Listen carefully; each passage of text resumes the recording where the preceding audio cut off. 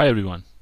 In this quick tip video, we will see how we can access the Enterprise Manager Express in the Database Cloud Services environment. The Database Cloud Service environment by default restricts the access of all the ports except for the port number 22, which is used for the SSH, which means if you want to use the Enterprise Manager Express, which is actually running on the port number 5500, you actually cannot do it by default. So basically, for accessing the Enterprise Manager, you would need the SSH tunneling for the same in case you have not enabled the port number 5500 from the DBCS console on a persistent level. So in this example, we will see first how we can actually access the Enterprise Manager in terms of enabling the SSH tunneling. So the first thing is we will actually use the IP address. The next part is going to be using the user, which is actually going to be responsible for database, and in this example it is actually going to be Oracle. We will actually come and pick up the particular information as do not start a shell.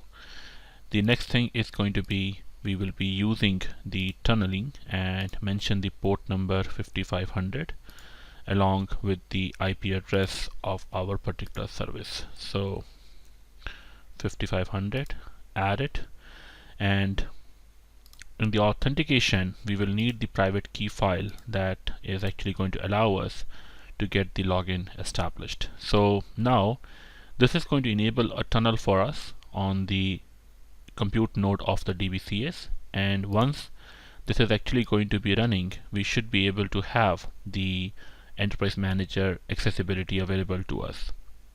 Now we have chosen the option to not use the particular prompt, or not to have a prompt for this particular DBCS compute node.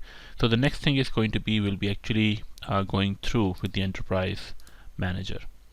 So now we are in the browser, so we will try to log in and mention the Enterprise Manager address, and this is a message that we are actually getting that this website is not really secure and all, so we can actually go ahead and add an exception for that. So now we are actually getting the username and the password information for the particular one.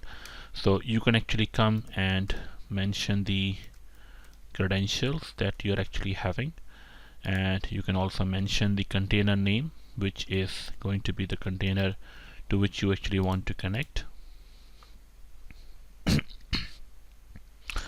And now we are actually presented with the Enterprise Manager that is actually running with us over here, and you can actually see this Enterprise Manager is running nicely, so there is no trouble.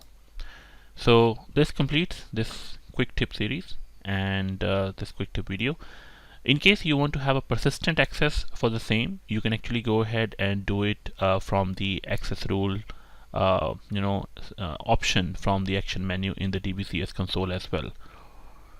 Thanks a lot for it, and we'll see you in the next quick tip series video. Thank you.